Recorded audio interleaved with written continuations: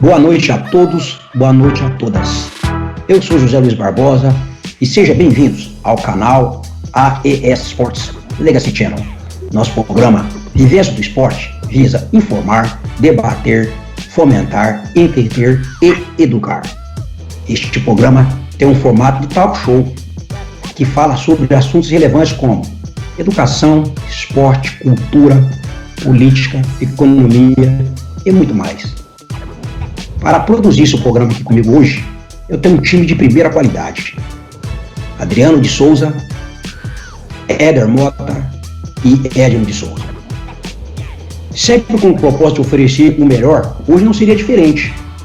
Temos a honra de receber em nosso canal, para a nossa entrevista hoje, um profissional de altíssimo gabarito, um ser humano fantástico, um jovem de muita coragem e que fez seu reduto fora do Brasil, no esporte e na música.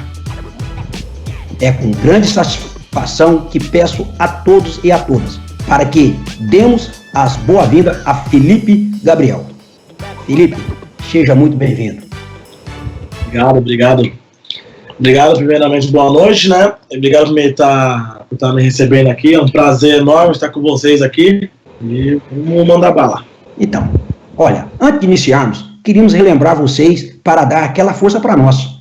Inscreva-se no canal, ative o sininho, dê aquele like que é muito importante e compartilhe em suas redes sociais, convidando os amigos porque ainda dá tempo de assistirem este magnífico programa. Felipe, boa noite novamente. Muito obrigado por você aceitar aqui o nosso convite de participar aqui, né, na Vivência do Esporte junto com AES Sport Legacy Channel.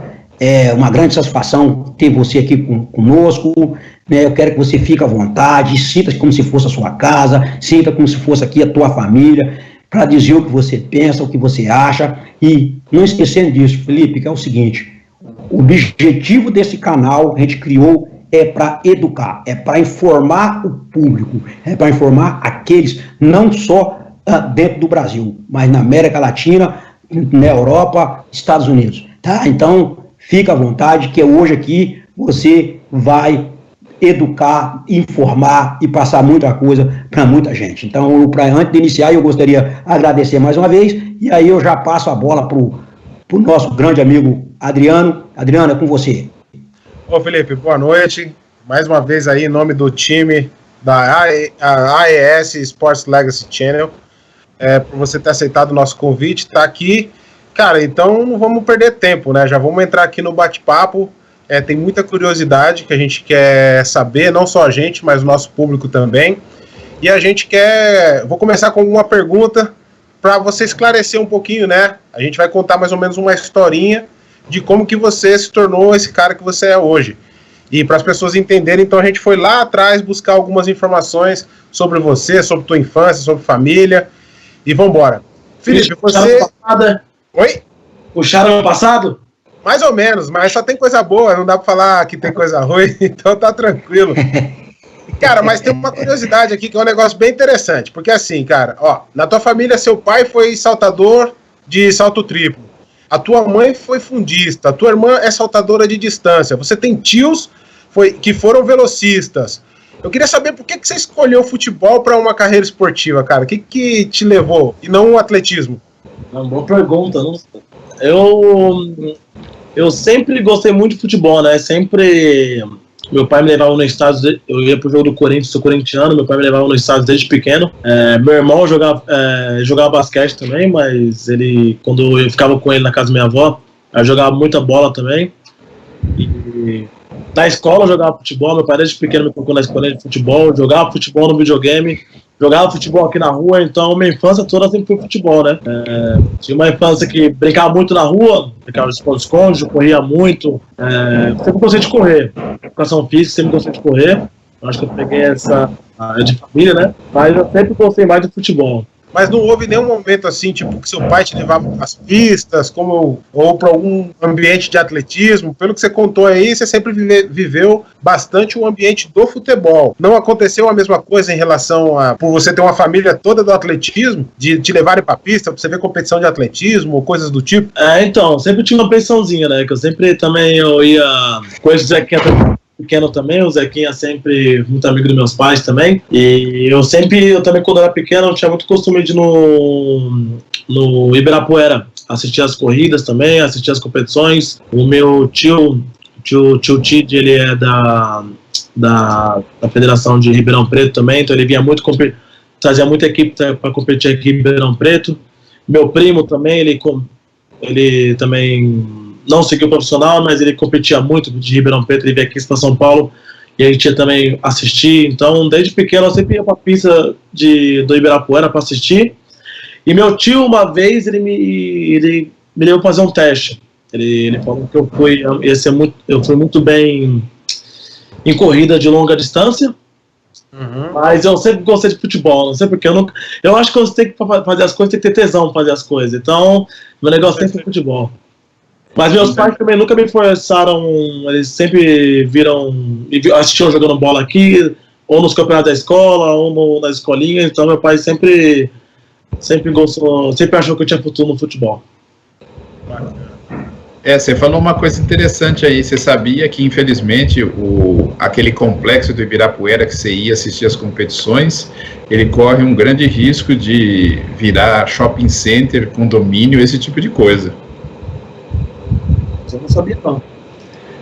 Felipe. Infelizmente, o esporte está sendo deixado de lado. Alô. Tá na área. Tá ouvindo, Zaguinha? Eu estou. Não, tá te ouvindo, sim. Então, infelizmente, o atletismo no Brasil é muito forte, né? Mas eu vejo... Eu não sou do meio, talvez você falando besteira aqui, não quero que ninguém fique bravo comigo, mas eu acho que é pouco valorizado aqui, né? Eu vejo... eu não vejo muito incentivo ao atletismo no Brasil, mesmo eu estou no meio do esporte e eu acompanho muito, mas meus amigos, por exemplo, meus amigos da minha idade não sabem talvez quem foi o Zequinha ou quem foi o Jardel Gregório, os atletas altos do Brasil, o pessoal não sabe. Então eu acho que é muito pouco divulgado e eu acho que o Brasil tem muito potencial no atletismo, mas eu acho que é muito pouco divulgado no Brasil. É até legal você tocar nesse assunto, cara, porque, assim, uma das coisas que a gente tem que mais ou menos... é falar sobre essa questão da divulgação, né? Eu costumo falar que no Brasil o que falta é criar uma cultura de prática esportiva, que a partir do momento que você tem um sistema, um mecanismo que ajuda a fomentar esses esportes, automaticamente você vai ter mais praticantes dessas modalidades esportivas, seja ela atletismo, basquete, beisebol, futebol, e é isso que é o objetivo do nosso canal, né, cara? Tentar trazer essa educação para as pessoas para que aumente aí a prática esportiva. Mas vamos lá. Tá com você, Zeca.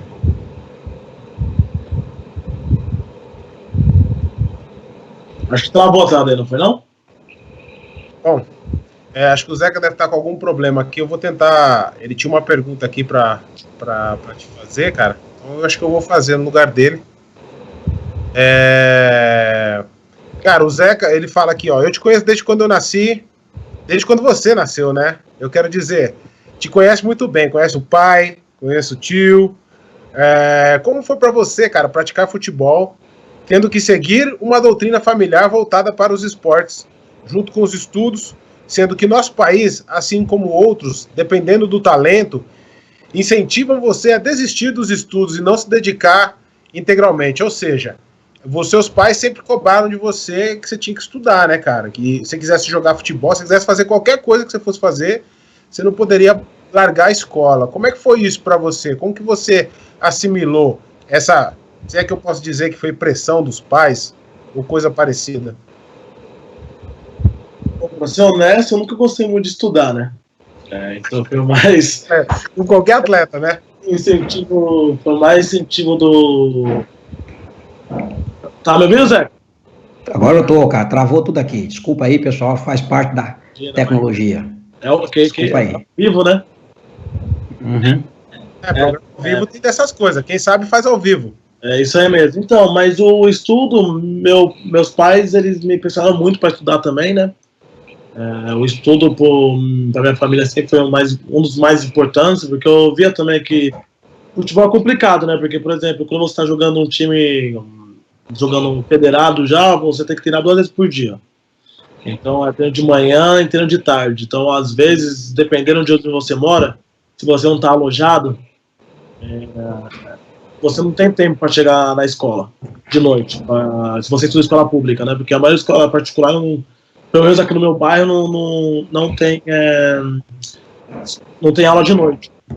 Então, por exemplo, se você for optar jogar futebol, você tem que treinar de manhã e de tarde e correr do treino para conseguir pegar aula de noite. Então, muitos dos atletas, principalmente os atletas que já estão ganhando dinheiro de 13, 14 anos, eles às vezes só para a cabeça o cara desiste da escola, né? Então é complicado, né? Porque a gente vê às vezes nos Estados Unidos, para você chegar na NBA, se você estuda, ou se você quer chegar na NBA, você tem que estudar, tem que fazer a faculdade, tem que terminar a faculdade, que só assim você é adaptado, né? É isso, não é? É assim que funciona, né? Exatamente isso daí. A grande maioria, assim. Inclusive, é bom você tocar nesse assunto, que é dar uma informação. A própria NCAA, que coordena todo o esporte universitário, ele mudou a regra. Por isso que o LeBron James, por exemplo, e o próprio Kobe Bryant, né, que já não está aqui mais com nós, eles saíram do high school direto para a NBA. Mas aí o NCAA, que é o NCAA que falamos aqui, que coordena todo essa parte esportiva do esporte universitário, proibiu isso. Então, o atleta tem que ficar pelo menos até 21 anos na faculdade, ou seja, ele vai ter que praticamente terminar a faculdade ou até o 3º ano da faculdade, para antes ele transitar para a NBA ou para as ligas grandes americanas de beisebol ou até o próprio futebol americano. Então, eles, para poder enfatizar essa questão educacional, mas continue aí. Então, é uma cultura totalmente diferente, que na Europa também é muito... Por exemplo, no futebol a gente tinha um exemplo do Sócrates, né? Que o Sócrates era médico e era jogador também. Mas é um exemplo de milhões, né? Mas na Europa ou nos Estados Unidos também, praticamente todos os jogadores são formados, né? Mas no Brasil é muito... Tô falando por experiência minha. Sim. Quando eu joguei no profissional aqui, eu joguei na base também, a maioria dos moleques tinha largado a escola, nem pensava em fazer faculdade também. Então... Também porque também no futebol, o futebol é complicado, às vezes só muito pra cabeça, às vezes com 13 anos, o moleque já ganhando dinheiro. O moleque de favela, o moleque pobre, às vezes já ganhando um dinheiro, já podendo sustentar a família com 15, 14 anos, o moleque já acha que vai viver pra sempre disso aí, não vai se machucar, não vai ter contratempo. Mas hoje em dia, felizmente, o futebol tá bem sujo, né? Então, não pode depender só disso, né? Porque quantos moleques aqui do meu bairro aqui, que era promessa de ser um Neymar, de ser um Robinho, um Ronaldinho da vida, que hoje em dia eu vejo aí, não estão fazendo nada, né? Os moleques jogavam muito, muito, muito, que hoje em dia, infelizmente, não estão fazendo nada da vida. Então, é bem complicado. É interessante você falar esse ponto, Felipe, porque, assim, uma das coisas que a gente busca é isso, mas até tem um outro ponto também. Você acabou de citar aí que você jogou em bases, você jogou acho que na Matonense e no Cotia, é isso? Correto. Tá, dentro da tua opinião, o que você acha que faltou para você se tornar um jogador de futebol?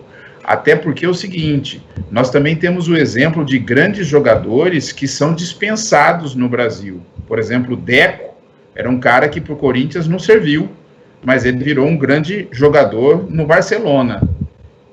Cafu também, né? O Cafu também participou de, acho que 12 ou 13 peneiras e foi reprovado em quase todas elas.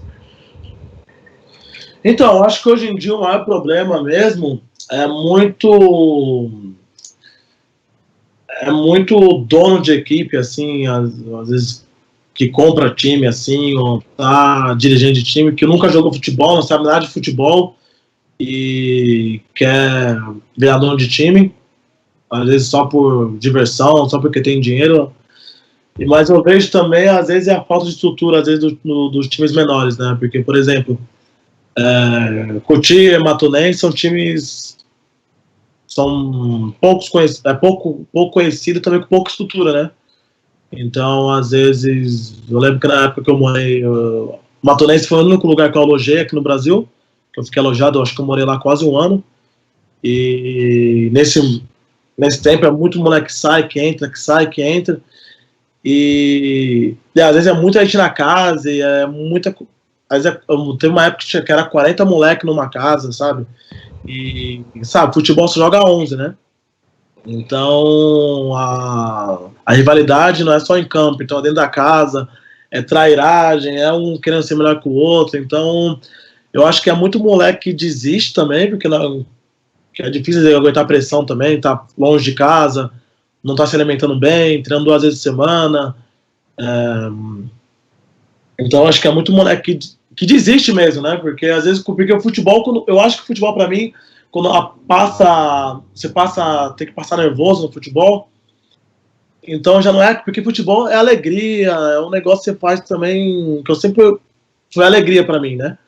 Quando passa o tempo que começa a dar tristeza, que chega a ser revoltante, então é complicado.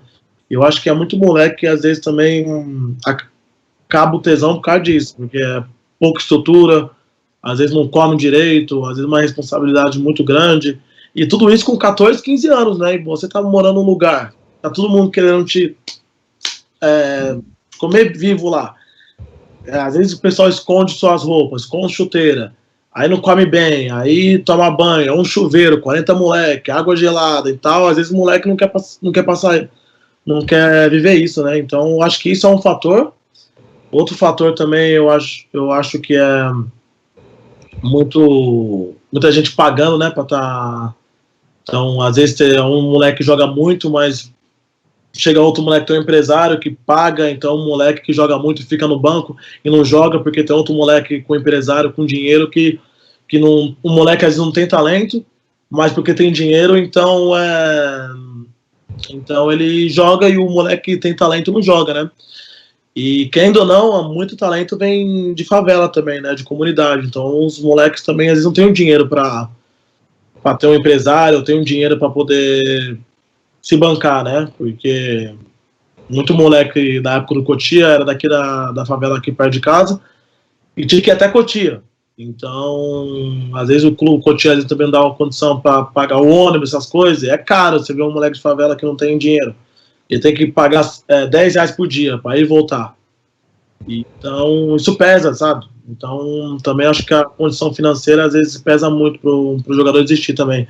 E a pressão dentro de casa, né? Porque às vezes tá 15, 16 anos, não tem apoio da família. A família fala, pô, vai trabalhar, um pai e a mãe que talvez nunca viu o jogo, assistiu o moleque jogar. Às vezes o moleque é um craque, mas a família não tem apoio da família também, e obriga o moleque a trabalhar falando que não tem futuro, então isso também atrapalha muito, muito moleque, eu acho. Mas no teu caso, no teu caso específico, o que você acha que faltou para você se tornar um profissional no Brasil? No meu caso, eu acho que faltou oportunidade. Faltou muito também. Faltou muita oportunidade também, como eu falei, às vezes não jogar, às vezes você tá melhor no treino e chega lá não jogar, às vezes acho que foi isso também.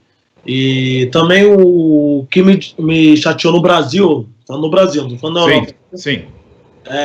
Foi essa situação da Matonense também, isso que eu falei, de estar com as condições que estava, como eu falei, teve uma época, na época que eu saí mesmo, que foi o basta para mim, foi uma das piores épocas, acho, da Matonense, isso foi em 2014, foi na época também que a gente tava, acho que era 40 moleques no alojamento, e nessa semana também não tinha, a gente tava comendo só arroz, só tinha o chuveiro, tinha 2 chuveiros, só tinha um funcionando, um só com água gelada, então e os moleques brigando também entre si, saíam, tava jogador, mudava de técnico, então às vezes era 50 moleques no treino, também tinha os moleques da cidade, era 40 moleques no alojamento, mais os moleques de Matão, que aí era 50 moleques num treino, que às vezes você não dava tempo de treinar, porque era 50 moleques. E aí era 1h30 de manhã, 1h30 à tarde, às vezes era 1h30 de manhã só correndo. E aí é complicado, né? Então foi uma época que me chateou bastante, né? Nessa época também. Felipe, deixa eu te fazer uma pergunta, cara. Você que veio, já voltando àquela história da família esportista, você escolheu o futebol, aí você contando todo esse contexto aí de como que é a realidade do futebol, você acha que a maioria desses moleques, eles buscam uma oportunidade dentro do futebol, ou eles estão procurando a fama dentro do futebol? Peraí, só para eu concluir. Você acha que se os outros esportes tivessem a mesma vitrine que tem o futebol, você acha que seria do mesmo jeito, as condições seriam igual às que você retratou agora, ou seriam diferentes porque aí o mercado seria um pouco mais dividido? Os garotos teriam opções de ter outras carreiras esportivas e não só basicamente o futebol? Bom, então, eu vejo, por exemplo, tem um amigo que é bom no vôlei, mas às vezes não quer investir porque acho que vôlei não dá dinheiro, ou às vezes também não tem muita estrutura, às vezes. O pessoal, desde pequeno, o pessoal ouve também da televisão, da mídia, que futebol dá dinheiro. A gente vê Neymar, a gente vê jogadores grandes tendo uma vida boa. Então, porque, por exemplo, às vezes para um moleque de favela assim, eles vê, não tem muita saída às vezes, né? Porque vê o futebol, ou cantar, ou ir pro crime, né? Porque eles desde pequeno vê às vezes os moleques da comunidade deles, às vezes eles vê os pais deles sofrendo, trabalhando 15 horas por dia, não podendo alimentar a família. E aí vê os moleques, joga futebol, já com carro, já com mulher, com cordão de ouro. Então eu acho que, como é que é a palavra? Futebol é uma... esqueci a palavra agora. Mas é uma... Vitrine? Não, vitrine, mas é uma... Ilusão? A porta de entrada? Caminho? Por exemplo, como é que quando os funkeiros fazem apologia que fala? Apologia. Não, tá. Às vezes o pessoal vê o futebol porque muito como uma saída, né? Porque Alternativa. aí vê como Uma alternativa. porque o futebol, querendo ou não, é uma das coisas que dá mais dinheiro no mundo, né? Então, muitas crianças já optam o futebol por fama e dinheiro, né? Uma saída também, uma chance de vida, mas mais também, eu esqueci o nome dessa palavra, tô precisando dessa palavra para falar, mas eles veem mais como uma... Você sabe ela em inglês? Não, também não vou lembrar em inglês agora. Mas eles veem, então, mas eles... Nossa. Só não vai falar em letão, porque você quebra as pernas de todo mundo. Tá. Cara, na verdade, eu te fiz essa pergunta porque, assim, igual você falou do futebol, existem outros esportes que pagam bom dinheiro, né? Só que às vezes as pessoas não sabem nem que esses esportes existem. E muitas vezes elas não chegam nem a praticar. Eu sei que é o dinheiro que movimenta tudo. E, de repente, eu só te fiz essa pergunta porque, de repente... Ostentação? É ostentação? É como uma ostentação, futebol como uma ostentação também, porque esse jogador de futebol, em qualquer lugar é um status enorme para você, qualquer lugar que você vai. Se você é jogador de futebol, você é tratado diferente, o pessoal não quer saber se você joga em time grande ou time pequeno. Então, desde pequeno, a molecada vê isso, né, como o futebol, como também uma ostentação, né, porque vê um moleque, não tem nada, às vezes, aí vai jogar futebol, que a maioria dos moleques aqui do Brasil já nasce também já com uma noção de futebol, tá no nosso sangue isso aí. Então a molecada mais vai isso aí também com uma ostentação também. Eu acredito muito nisso, que vi muita gente que não joga em lugar nenhum, mas fala que é jogador também só pra ostentar. Resenha, né? O famoso perna. Ostentar. O famoso perna. É isso aí mesmo. Mas eu acredito que se o vôlei ou o basquete no Brasil, eu acho que o basquete no Brasil é grande, que eu vejo tem americano jogando Corinthians aqui agora. Eu acho que é um esporte, para mim, não sei se eu estou correto, mas é o segundo maior esporte do Brasil, não é? O basquete. que é o vôlei. É o vôlei hoje. Hoje é o vôlei. Não sabia. Hoje é o vôlei. Mas eu acho que se os outros esportes tivessem, tanto o atletismo, tivesse tanta popularidade como o futebol tem, talvez a garotada hoje em dia, as mulheres também, que gostam de esporte, também estaria focando em outros meios. Porque eu sempre fui rápido. Talvez se eu tivesse focado no atletismo, talvez eu seria hoje o maior atleta do Brasil, não sei. Mas eu acredito muito em Deus. Se Deus escolheu isso pra mim, então é isso. É o que tem. Tranquilo, cara. E a pergunta, eu te fiz essa pergunta, realmente era para ter essa reflexão, cara, para saber um pouco mais, porque assim, a gente vê que as pessoas ficam sempre insistindo, às vezes, numa coisa, e às vezes outras oportunidades podem te oferecer um outro horizonte. E é por esse caminho que eu quero seguir aqui contigo, que eu quero saber como foi que você decidiu se aventurar, tomar a decisão de ir para um país onde você tinha pouco conhecimento, você não sabia o idioma, você não sabia muito sobre a cultura local, e mesmo assim te fez tomar a decisão de sair do Brasil e tentar uma carreira no futebol lá nesse país, que é a Letônia. Como é que foi isso para você? Então, o sonho de todo brasileiro é jogar na Europa, né? Independente de todo brasileiro, eu acho que tem 2 focos no futebol, que um é jogar na Europa e o outro é jogar na seleção, né? Então, deixa eu botar aqui.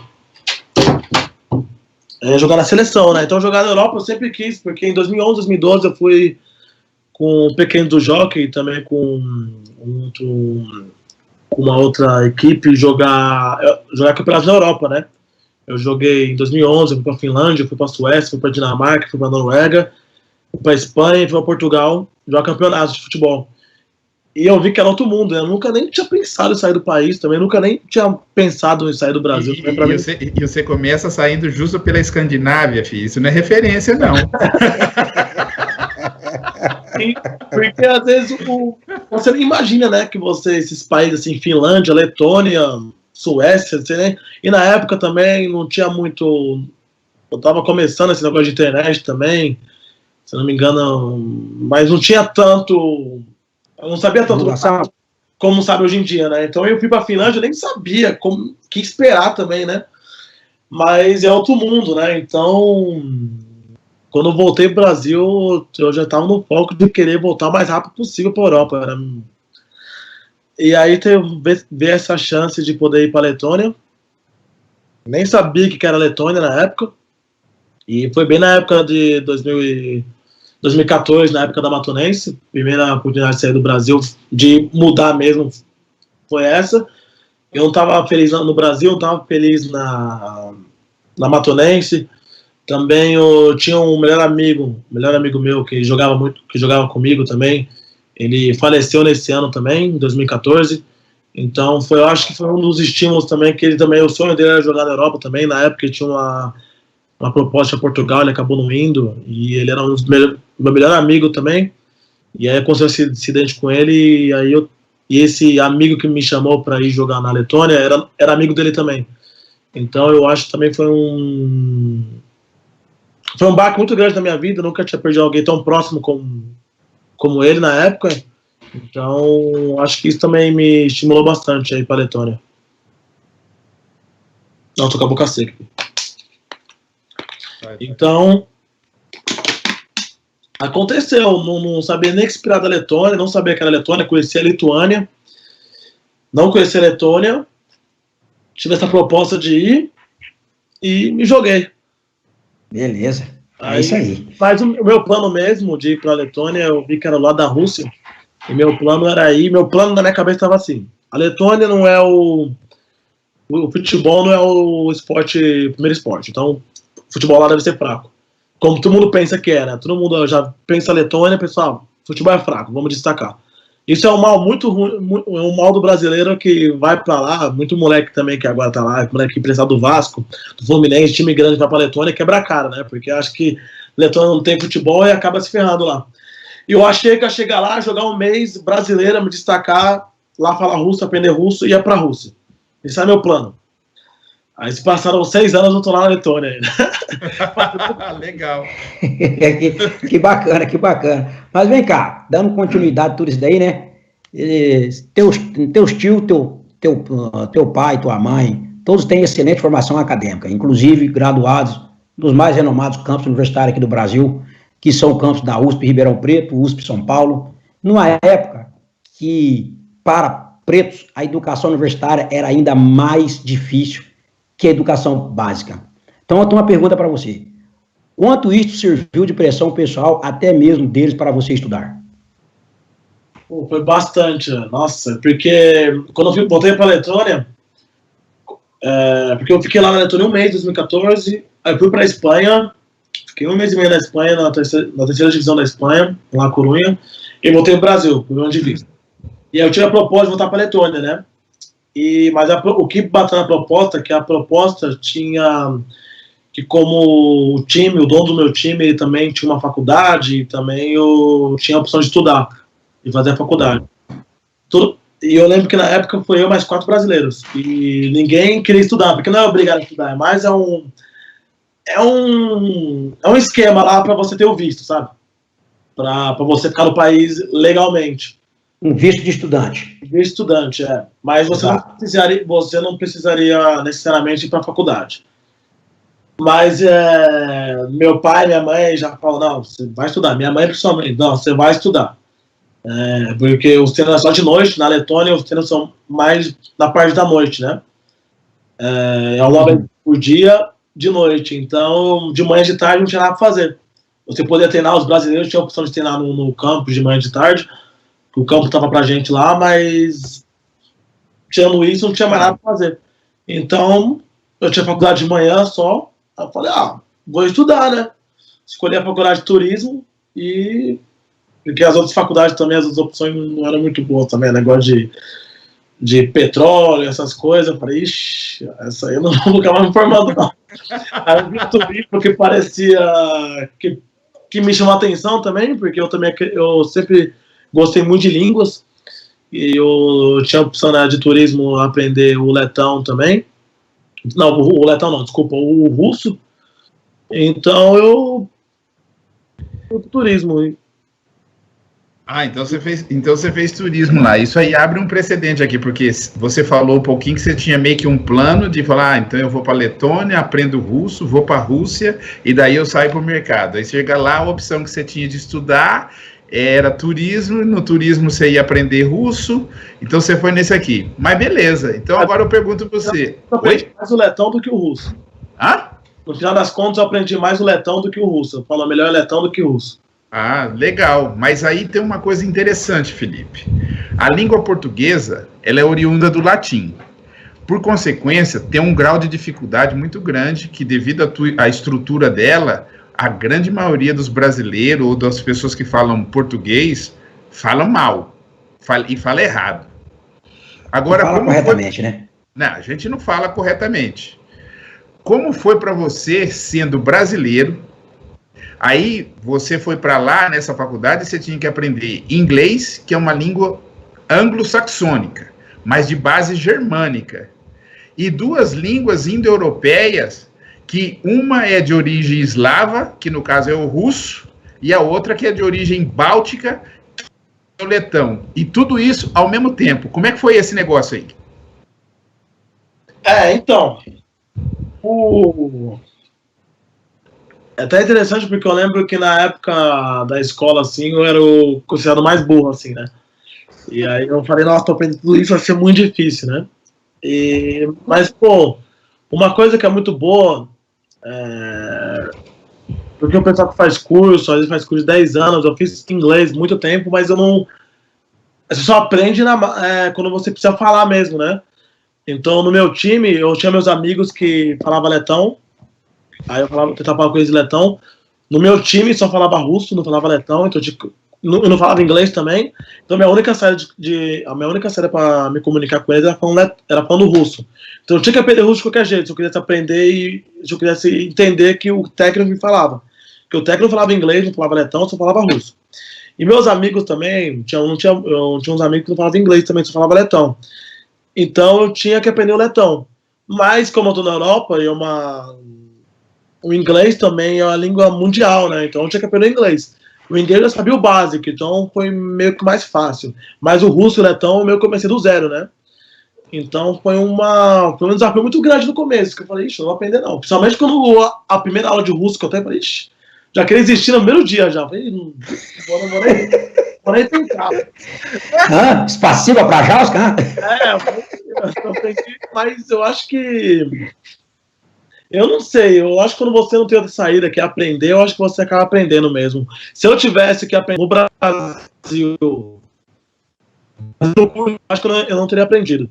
Mas quando você vai lá, você tá na prática falando, a única saída é falar com as pessoas, então você aprende. Então eu acho que a melhor forma de aprender mesmo é viajando. Então eu acho que a convivência, naquele país que a cultura te obriga a você a comunicar e obriga você a falar a língua. Mas tem um negócio interessante que o brasileiro tem uma facilidade maior de aprender o russo, não sei por quê. Porque os brasileiros que aprendem russo, eles aprendem muito mais fácil do que as outras nacionalidades, não sei por quê. Eu acho que... Não acho nada, na verdade. Não faço a mínima ideia por quê, mas todos meus amigos brasileiros que falam russo aprenderam muito fácil. E eu fiquei sabendo que nessa pandemia, russo foi a língua mais procurada dos brasileiros para aprender. Caramba. Depois do inglês.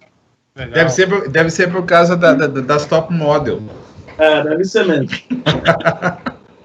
Cara, você falou sobre alguns assuntos aí, né? Você citou todas as suas dificuldades lá da Matonense, do futebol, você falou sobre a situação do futebol no Brasil, mas mesmo assim, como você mesmo comentou, todo garoto brasileiro tem dois sonhos, né? Um é jogar pela seleção brasileira e outro é jogar na Europa. E muitos se aventuram, né? No seu caso, acho que não foi tanto aventura, porque você saiu daqui, você sabia que tinha uma bolsa de estudo, a tua família meio que ajudou você a tomar essa decisão, meio que condicionando você ir para o caminho da faculdade. Mas, cara, tem gente que sai só com aquela visão cega de vou virar jogador de futebol e acabou, achando que tudo vai dar certo. Uhum. E às vezes não é isso que acontece. Então eu queria que você contasse um pouco desse... O que foi essa experiência econômica? Não só você chegar no país, não saber a língua, não saber a cultura local, mas também ter que lidar com essa questão de grana, como que você paga suas contas, como que funciona. Às vezes o jogador brasileiro sai, existe algum contrato, ou é aquela coisa mesmo de bater na porta dos times e falar, eu sou brasileiro, quero fazer um teste aqui, quero ver o que acontece. E eu queria que você explicasse pra gente aí como que cara, essa experiência econômica aí na Europa, que é um mercado seleto aí no mundo do futebol, né? Como você mesmo contou, você foi pra Letônia, que você tinha um objetivo de repente, ir para um grande mercado europeu, de repente passando pela Rússia ou por qualquer outro país, mas a gente sabe que não é simples assim, então eu queria que você explicasse como que é isso, cara, essa coisa de não ter grana, às vezes, de repente, até passar fome. Passou perrengue. Exatamente. Fala aí pra gente, Felipe. Pô, é complicado, eu vi muito moleque assim, que tipo... moleque, tipo, investe tudo, né? Peraí, agora já passar um caminhão de lixo aqui agora, vai fazer barulho. Tá ouvindo o caminhão? Tá ouvindo o caminhão passar? Fica tranquilo. Continua. O caminhão passa, o cachorro passa, começa a latir. Mas muito moleque, tipo, na Letônia principalmente, que os moleques vão assim e se jogam, né? Eu vi moleque assim que, por exemplo, tinha equipes na Letônia, antigamente, que eu oferecia para o jogador, para o brasileiro pagar, ir para lá e ficar 3 meses e tentar jogar, tipo, tentar virar jogador, né? E eu vi muito moleque que vendeu carro, e passou fome. E é complicado, né? Porque às vezes o pessoal vai na luta de um sonho assim, e não é um sonho também, às vezes é manipulado pelas pessoas também que vendem isso. Então, vende, só de falar, você vai virar jogador de futebol profissional, vai jogar na Europa. E o moleque vai, tipo, abandona a família, abandona filho, como eu te falei, vende carro, vende tudo que tem, vende casa, pra ir pra esse sonho, né? E é complicado, né? Porque jogar na Europa Se você não tá no Barcelona, não tá no time de primeira divisão, assim, não tô falando Barcelona é outro nível, mas se você não tá no time de primeira divisão de uma Inglaterra ou de algum time grande, algum país grande, é complicado, né?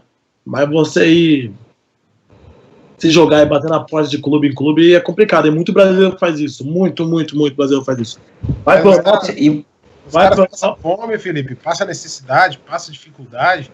Tem moleque que vai, fique legal mesmo, bate em porta em clube, não come. Vi muito brasileiro que, graças a Deus, eu comecei a ter na Europa, eu comecei a crescer muito, ter uma fama entre os brasileiros da Europa muito grande.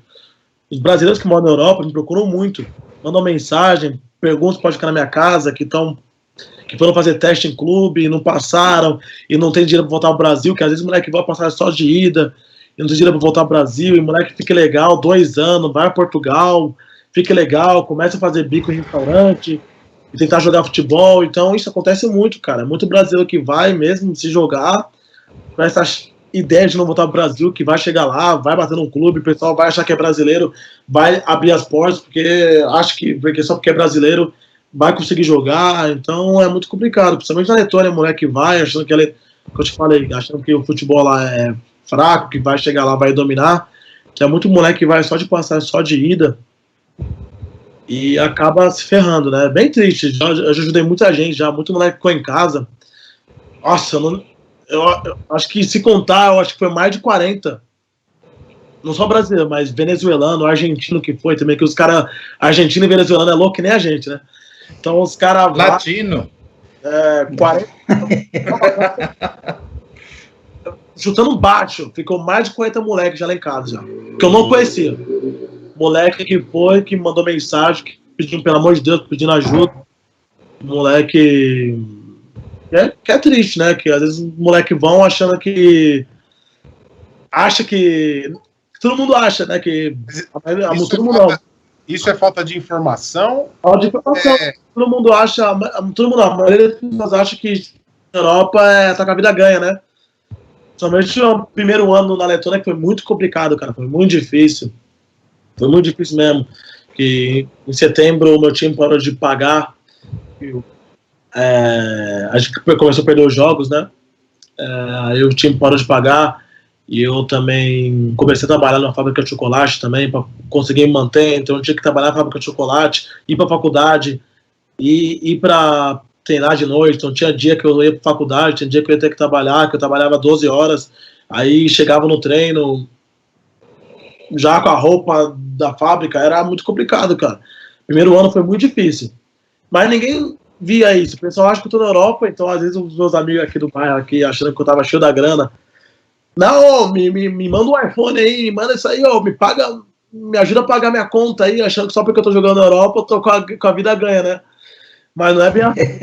Não é bem assim. Cara, é muito brasileiro, não é pouco não, muito brasileiro que fala que tá jogando na Europa, mas tá ganhando mais dinheiro trabalhando em restaurante ou trabalhando de outro jeito do que jogando futebol, né? Mas os moleques só postam essa fotinha jogando futebol.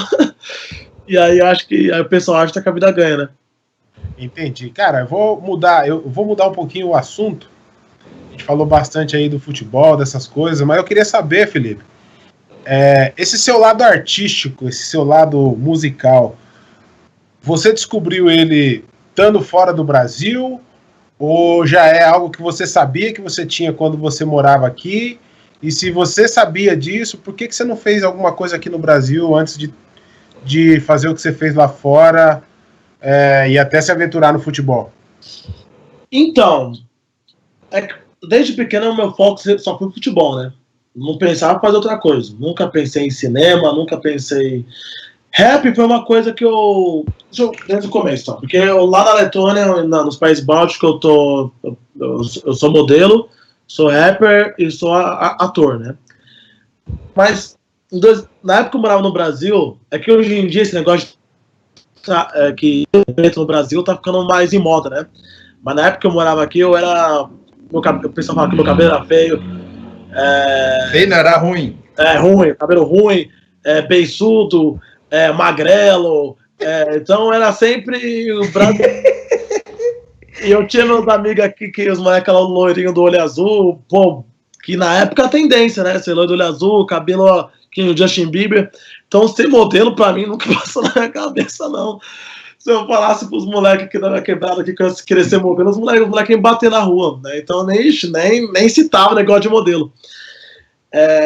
Foi um negócio que começou a surgir lá, né? Que surgindo lá, depois que eu fiz uns trampos lá, apareceu um negócio pequeno aqui também, mas começou a surgir lá. E no Brasil esse negócio de preto ser tendência está começando agora. Ele está começando agora que eu moro lá, né? Na época eu morava aqui, 2012, 2013, esse negócio de ser preto não era, às vezes não era negócio, não era muito... Um bom negócio, não. Não era um bom negócio. Não era um bom negócio. Continua sendo um bom negócio. No nosso Brasil.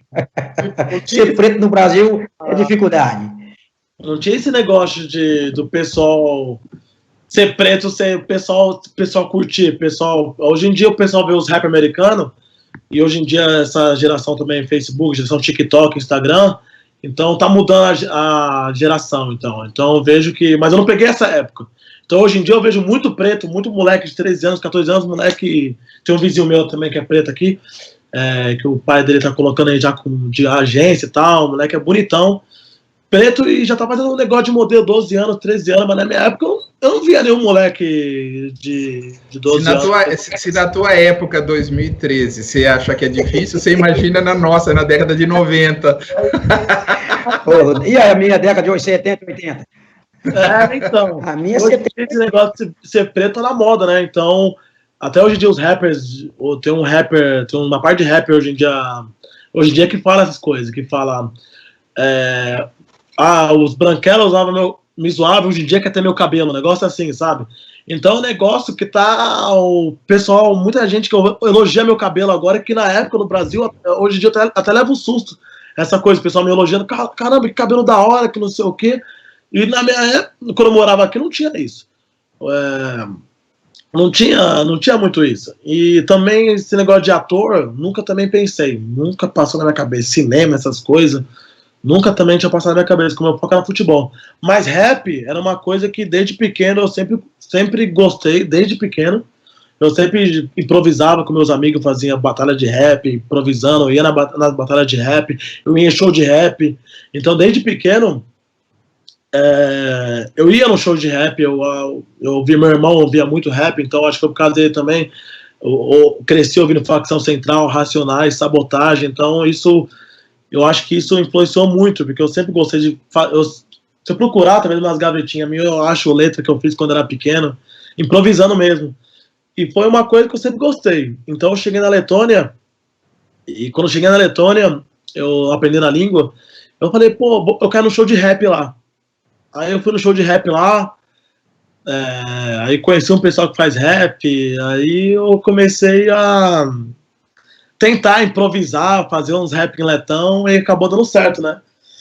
Mas não foi um negócio que eu planejei, que eu falei, pô, vou investir nessa carreira de rap. Não foi, não.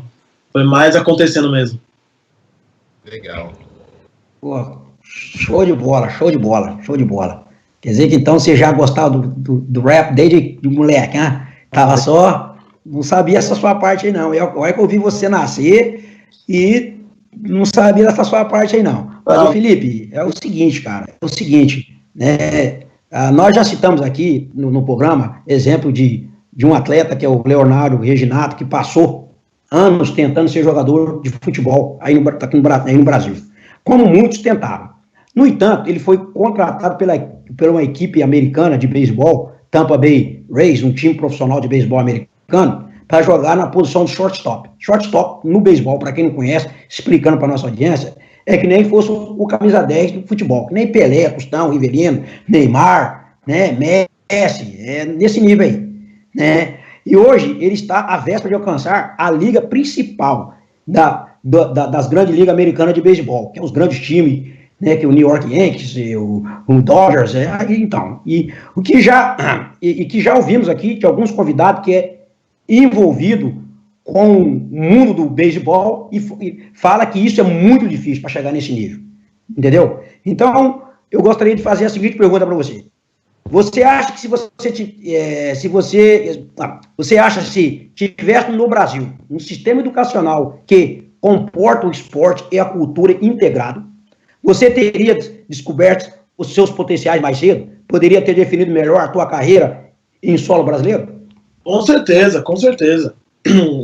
Nossa, isso aí com certeza, porque às vezes, por exemplo, na minha escola, às vezes a gente tinha aula de vôlei, tinha negócio de, às vezes, né? Era mais futebol mesmo. Porque a molecada só queria jogar futebol, né? A professora de educação física falava que ia ter vôlei, os moleques ficavam bravos. Então, se as escolas às vezes colocassem negócio de campeonato de atletismo, ou às vezes também, beisebol, futebol americano, essas coisas, não só focar no futebol, que muitas escolas só focam no futebol. Você vê as quadras, às vezes as quadras das escolas só tem quadra de futebol, não tem nenhum negocinho de basquete ali em cima, sabe? Então, é difícil, porque você tá na escola e só tem futebol. E os seus amigos só falam de futebol. Na televisão, só passa, se você não tem TV aberta, fala? TV aberta? TV a cabo. Se você não tem TV a cabo, não tem ESPN, não tem Sport TV, então na Globo e nos outros canais, só é futebol. De quarta e domingo, só futebol. E você vê os moleques jogando só futebol. Então, às vezes, a molecada não vê outro esporte. Nunca pensou em outro esporte. Às vezes tem muito moleque bom aí que tem um talento. Aqui na rua jogava taco. Sabe o que é taco? Sabe, né? Sim, a gente jogou. E os moleques jogavam muito taco. Às vezes, se fosse um esporte profissional, muito moleque esse profissional do taco, que é parecido com vôlei, parecido com beisebol, né? Então, talvez, se as escolas ou tivessem mais divulgação nessas coisas, muita gente não ia tentar futebol, porque às vezes futebol é mais hype, às vezes de pai ou amigos, e põe um moleque no futebol para fazer esporte, mas talvez colocaria moleque na natação, colocaria moleque para jogar basquete, colocaria moleque para fazer atletismo, mas não tem isso, né? O pessoal, minha irmã faz atletismo, né? E o pessoal fala, por quê? Dá dinheiro atletismo? O pessoal, como é que ela trabalha com atletismo? O pessoal nem sabe, que às vezes fala que é salto triplo, ou salto de distância, o pessoal não sabe o que é salto de distância, o pessoal não sabe o que é isso. Às vezes tem moleque que nasce com dom, às vezes tem um moleque da favela aqui, que os moleques é muito rápido. Muito, muito rápido. Se talvez tivesse alguém, ou na escola, alguém tivesse educado ele de fazer atletismo, ou correr, você corre muito, vamos fazer um teste ali, mas não tem, né? Não tem olheiro do atletismo, não tem olheiro do vôlei, não tem, tem uma molecada joga basquete, não vem, eu acredito, não tem olheiro, mas futebol o que mais tem hoje em dia é a gente, né? É empresário de futebol. O que mais hoje em dia é cara que não sabe de nada, mas é empresário. Mas se tivesse mais nas escolas, também na mídia, tivesse mais escolinha, sei lá, escolinha de voleibol. Não tem. Aqui no meu bairro, não tem. Certeza que não tem. Escolinha de voleibol, escolinha de basquetebol, escolinha de qualquer coisa. Handball, todo esporte olímpico, judô, natação. Eu entendo. Não tem. Interessante, Felipe, você falar isso, e a gente até te agradece, porque você contribui pela razão desse canal existir, porque a gente já tem esse conhecimento muito amplo e de longa data, e a principal arma desse canal aqui é justamente atuar para que essa situação mude. E por isso nós estamos aqui, e você tem contribuído assim brilhantemente para esse negócio. Mas, de qualquer forma, o tempo está voando, a gente tem que pedir para as pessoas aí dar aquele like, compartilhar, dar uma impulsionada aí, porque assim ajuda com os algoritmos e a gente vai um pouquinho mais longe levando toda essa informação que você brilhantemente está compartilhando aqui conosco, que talvez muita gente não saiba dessa realidade que você enfrentou no futebol, e a hora que você não pegou o pior, né, como muitos já pegaram e você acabou de citar aqui. Mas, dando continuidade no espetáculo aqui, sabendo que o futebol ainda é uma paixão em você, porque a gente vê que ele é latente lá. Só que a gente sabe também que a vida tem te mostrado algumas oportunidades e você foi muito inteligente e tem agarrado essas oportunidades. Então aqui eu tenho 2 perguntinhas que talvez eu vou inserir numa só e você responde as 2 numa tacada. Como fica o futebol para você dentro desse novo cenário que você se encontra agora, que você citou, modelo, ator e rapper? E se você puder dar detalhes de como está sendo essa transição de carreira, já que o futebol ainda te pega pelo pezinho, que eu sei que a primeira chance que você tem, você bate um apeladinho, não bate? Com certeza. Tô jogando agora de quarta-feira aqui com os moleques aqui também. Mas, respondendo a primeira pergunta, eu acho que o futebol agora pra mim tá... Eu vou voltar a jogar agora, quando eu voltar pra Letônia, mas vou voltar a jogar na 2ª divisão, tranquilinho, sem muita expectativa, né, também, mas mais focando a música, né, que eu tô fazendo um álbum agora, tô com uma produtora, tô assinado com uma produtora. Pô, show! Parabéns! Tô assinado com a produtora e também tô focando em filmes, acabou de sair semana passada um primeiro seriado que eu fiz na Letônia também, não assisti ainda, mas já saiu já na TV de lá. Um seriado, participei do seriado, vou sair um outro filme também, com nomes grandes, mas eu sou coadjuvante, não sou ator principal como no outro filme que eu fiz. Mas tô mais focando nisso, né, cara? Porque eu amo futebol, mas se eu tô vendo que tá dando mais dinheiro nas outras coisas, eu vou nas outras coisas, né? Não vou ficar me iludindo também, né? Porque isso é o mal, né? Porque muita gente se ilude, né? Às vezes, não, futebol, não, sou bom, vou jogar, não, só futebol, às vezes acaba quebrando a cara no fim, né? Então não posso nadar e... Morrer na praia. Morrer na praia, né? Então eu tô focando, tudo que eu tô tentando focar em tudo, mas deixando o futebol mais de lado. Como eu falei, vou voltar a jogar na 2ª divisão, já tenho, acho que, time para jogar, mas já deixando avisado que música e filme é meu carro-chefe. Meu primeiro plano. Mas você acha que essa oportunidade aí de você voltar a jogar a 2ª divisão aconteceu decorrido da tua fama no país ou já era algo que você tinha antes de acontecer tudo isso? Porque ainda ou não, todas as matérias da Letônia, toda a matéria que sai, eu ainda estava como jogador de futebol, né? Se você colocar meu nome no Google, vai estar ainda lá, Felipe, tá lá, a primeira coisa que estava jogando futebol. Então, eu tenho uma reputação muito boa na Letônia, principalmente com bons de time, técnicos, jogadores. Então, vira e mexe, jogador técnico me oferece para jogar. E também no meu primeiro time, o Olaine, né? Ia muita gente assistiu os jogos por causa de mim também, né? Não por causa do futebol, mas também por causa da fama que eu tinha, né? Uhum. Como tem uma reputação boa, eu acho que também os times querem também. É legal, né? Ter alguém, tipo, modéstia à parte, né? Mas, cara, agora eu vou te fazer uma pergunta, porque assim, ó, aqui no Brasil teve um caso de um cara que ele se fez famoso na música, que é o Livinho. Só que nas peladas de final de ano, ele era convidado e os caras viram que o cara tinha talento jogando bola e tal. Falaram, pô, o cara bate bem uma bola. E o time que o Vampeta lá atua, acho que é o Osasco. Audax, né? Audax, exato. Os caras fizeram uma proposta pra ele de ir lá fazer um teste e já tava até rolando um lance de um contrato. E o pessoal falando, pô, o Livinho vai largar a carreira de músico, de cantor e vai virar jogador de futebol. E aí, cara, eu vou trazer essa realidade pra você. O que você faria? Porque no caso ele falou, não vou conseguir largar. O cara tinha todo um calendário complicado. Até eu vi uma entrevista do Vampeta falando, poxa, como é que eu vou conseguir administrar? Porque o cara tinha um calendário de show, uma agenda bem complicada pra fazer. Tinha os treinos, tinha os jogos do time.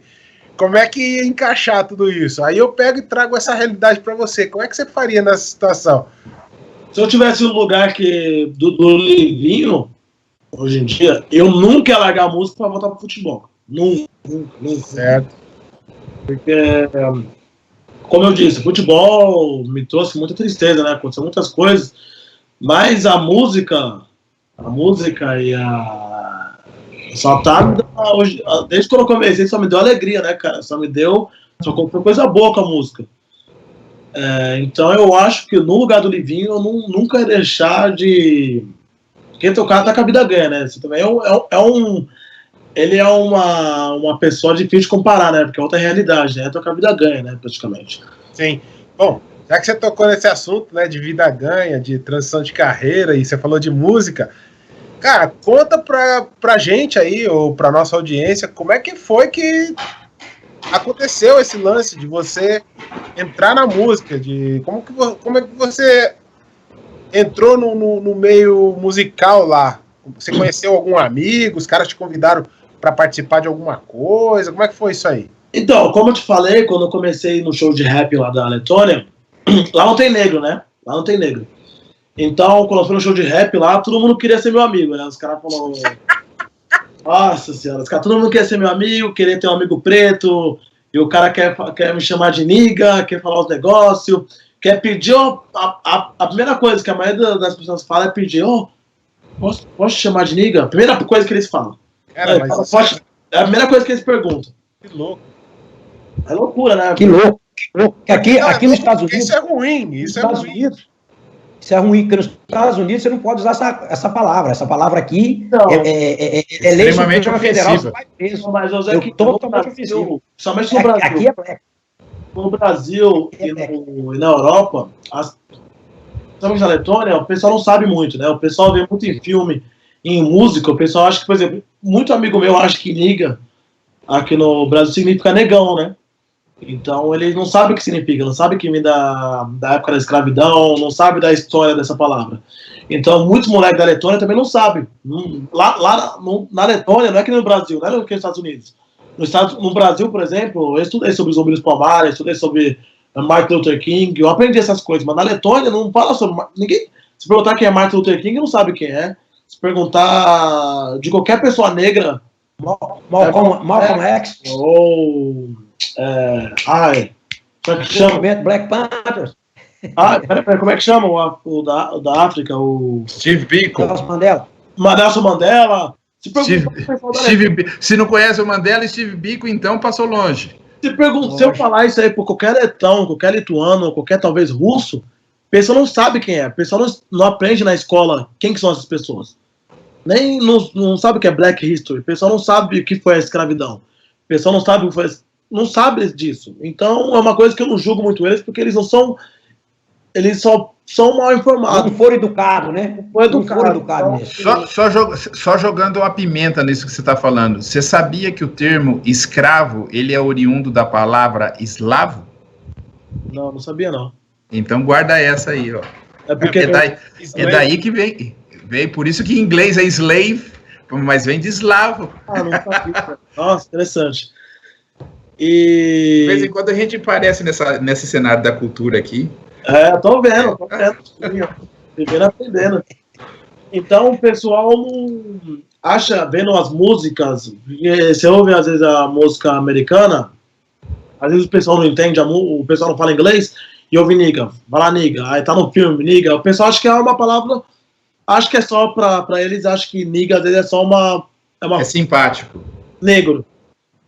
Então, no começo, o meu papel hoje em dia também eu tento falar muito sobre isso, educar as pessoas. Eu tenho um vídeo no YouTube falando sobre isso também. E o Letão, então, eles estão aprendendo muito com isso aí. E aí eu cheguei nesse show de rap, e aí eu acabei fazendo amizade com os maiores rappers de lá, né? Eles me chamaram, me chamaram pro camarote, eu fui sozinho. Eu fui sozinho nesse dia aí pro show, porque meus amigos também, os brasileiros, não gostavam de sair. E o meu foco era aprender a língua também, e eu falei, moro aqui num quarto, 4 brasileiros.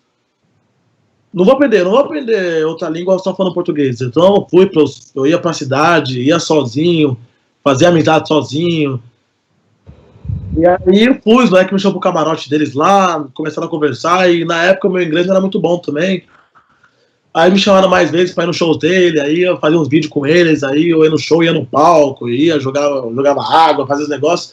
Aí eu lembro que um dia eu fiz uma improvisação, isso depois de 6 meses na Letônia, eu fiz uma rima em letão lá, o pessoal, você devia escrever isso aí. Aí eu lembro que eu tinha um jogo, que era 4 horas de viagem, que era na divisa da Lituânia. A divisa da Lituânia, e era 4 horas de viagem, não, 2 horas e meia de viagem. E eu fiz uma letra, com tudo que eu sabia. Claro que tinha muito erro, e o pessoal só ajeitou lá. Eu falei, vamos fazer essa música? Eu falei, vamos.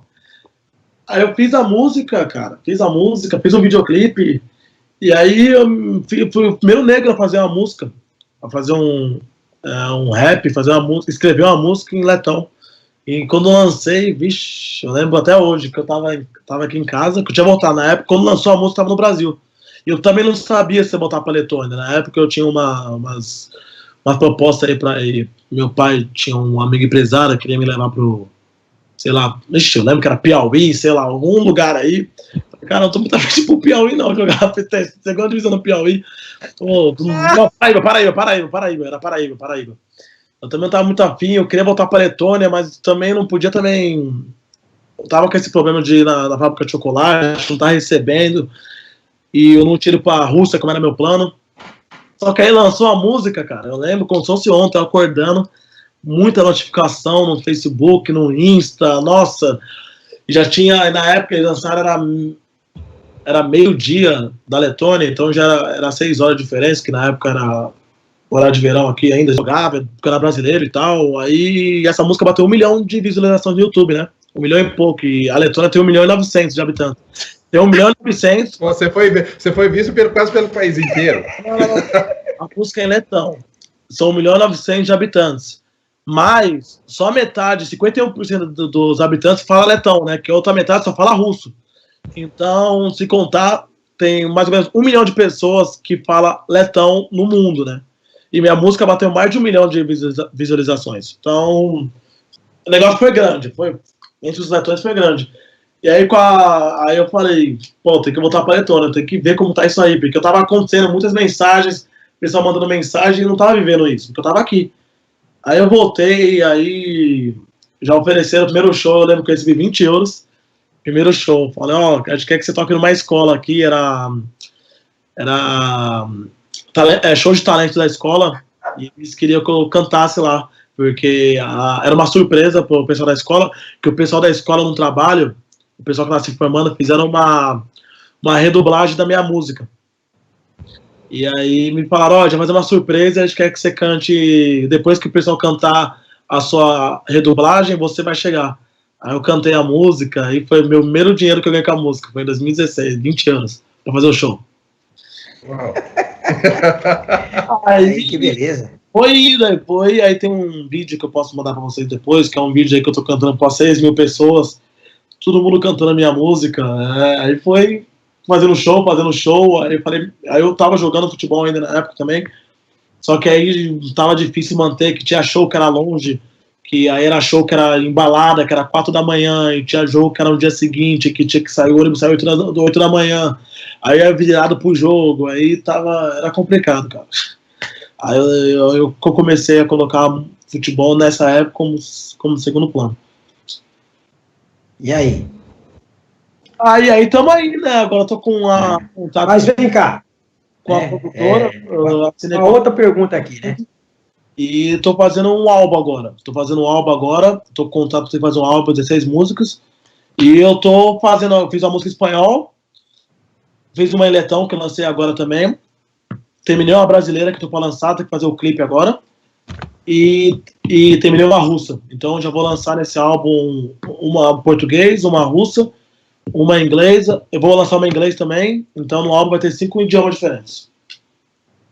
Vem cá, e agora? Como é que foi? Me faz o seguinte, outra pergunta aí pra você. Fala pra nós, como é que foi pra você interpretar uma comédia romântica que tratava de um tema sensível, que é muito latente na atualidade mundial hoje, que é o racismo. Você fez uma comédia romântica. Como é que foi isso para você? Fala pra gente. Fala pra nossa audiência como é que foi você atuar nesse sentido. Então, esse negócio do filme pegou de surpresa também. Tudo que aconteceu quando eu mudei pra Letônia foi tudo uma surpresa, né, cara?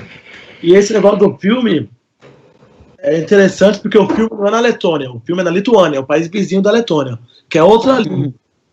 E eu lembro que na época eu tava com contato com a Sprite, na época. Posso falar uns nomes aqui? Agora eu já falei. Claro, não. Aqui não tem problema, não. Contato com a Sprite, começo do contato da Adidas. Eu tava muita proposta. E na época eu tava com a proposta de ser o homem do tempo da Letônia, do Jornal Nacional, nessa época aí. Isso foi em 2019. E aí era muito e-mail, que eu trabalho com e-mail, né? As empresas mandam propostas, e eu tava fechando também com a Burberry, que é uma marca grande também. Sim. Inglesa. Isso é inglesa, mas... E aí eu recebi um e-mail da Lituânia, cara. Um e-mail, eu lembro que eu não respondi, que era muita coisa na época que eu tava fazendo. E minha agenda tava cheia. Veio o e-mail da Lituânia. Eu queria que você participasse de um filme. Eu li por cima, assim. Aí eu falei, pô, Lituânia e tal. Aí eu não respondi o e-mail. Aí me mandaram e-mail de novo. Aí me mandaram no final do e-mail, tava com clipe, alguma coisa? Não, tava com a oferta, quanto que eles iam pagar. Aí eu olhei e falei, pô, interessante. Eu já falei, vou dar uma olhadinha nisso aí melhor. Aí eu olhei o e-mail, só que isso era em maio e eles começaram a filmar em junho. Só que eles me acharam porque na Lituânia parecia com a Letônia. A Lituânia não tem negros também. E eles estavam procurando, a agência lituânia, com a fama que eu estava na Letônia, ficava sabendo de mim, em outro país. E aí eu lembro que no e-mail tava. A gente viu que você aprendeu letão muito bem num período muito curto. Você toparia aprender lituano em um mês? Falei, caramba, em um mês?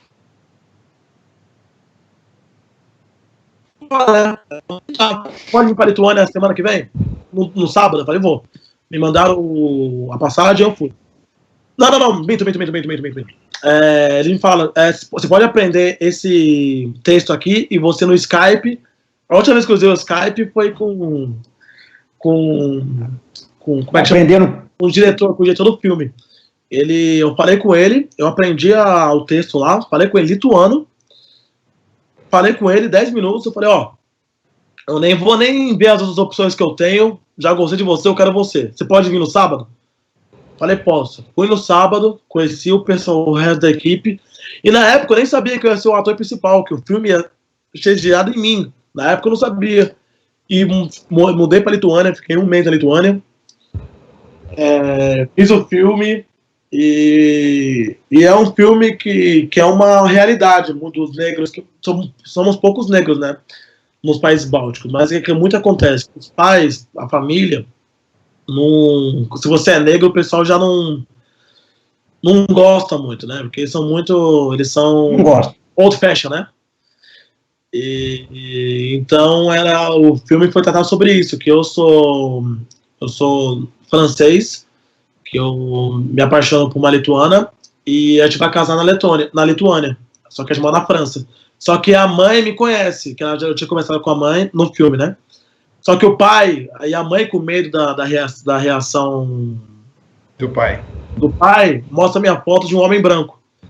E o filme, no começo do filme, se trata do pai zoando o vizinho, que a filha do vizinho casou com um turco.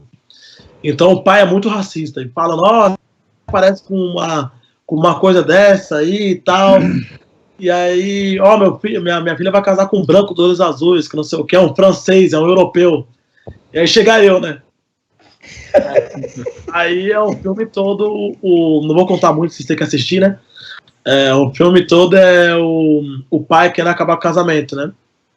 E é uma realidade de muitas pessoas lá, que a família não aceita, não é nem de negro, mas de estrangeiro mesmo, né? Somente com o indiano sofre muito racismo lá. Indiano, turco, como é que chama? Paquistanês, o pessoal sofre muito racismo lá, né?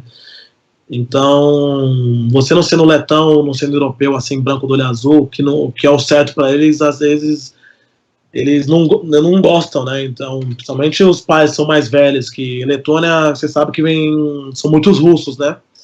Que vem da Rússia, eles eram União Soviética, então, para eles não... É uma realidade deles, a filha chegando com o negro é uma realidade que não é comum, né? Mas lá não tá na moda também, não? Igual no Brasil agora, com todo esse movimento, não melhorou, não? Então, a molecada, como eu falo, a geração de hoje em dia, Instagram, YouTube, Facebook, Travis Scott, essas coisas, gostam muito, né? Mas os pais, os mais velhos, assim, eles ainda têm essa mentalidade, né? Não gostam muito. Mas, Felipe, é interessante você falar sobre esse assunto aqui, que abre até uma brecha para uma coisa. Você falou aí que você está gravando um álbum com 5 idiomas, mas há um tempo atrás você também lançou um clipe em espanhol, não? Arriba, abajo, toda essa coisa aí. A gente vai ver como é que tá. E começou a rolar nos comentários do clipe, né?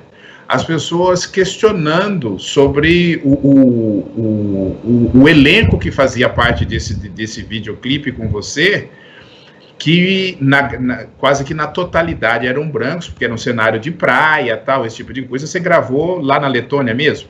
Gravei na Letônia.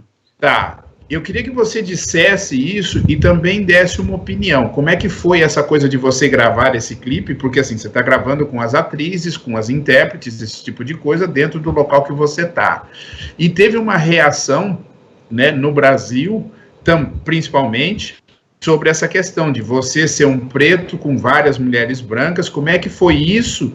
E você acha que também existe essa discriminação do lado reverso? Vou falar uma coisa que às vezes acho que vocês talvez não concordem, mas é uma opinião minha, muita gente talvez não vai concordar, mas é uma coisa que aconteceu comigo, é uma experiência própria. O país mais racista que eu já fui no mundo é o Brasil, na minha opinião. A gente sabe disso. É o país que eu mais sofri racismo foi no Brasil. E às vezes o racismo vem também por parte dos pretos também, né? Sim. Por exemplo, a Letônia, como eu te falei, é um país... Então, a primeira vez que eu até fiquei triste, né? Porque foi o primeiro trabalho que eu fiz pro Brasil, e já vem uns ataques, né? Que eu tava meio acostumado na Letônia, mas eu não esperava disso dos brasileiros, né? Porque a Letônia, como eu te falei, né? Eu sou 0,5% da população, né? E eu não tinha negros lá. Eu chamei uma menina para participar do clipe, que era negra, brasileira também, só que ela estava grávida, então ela não pôde participar. Mas eu não tive essa maldade fui chamando as pessoas, porque foi muito difícil fazer esse clipe, de fazer tudo sozinho, eu tenho uma produtora, mas a minha produtora não é da Letônia, é produtora da Alemanha.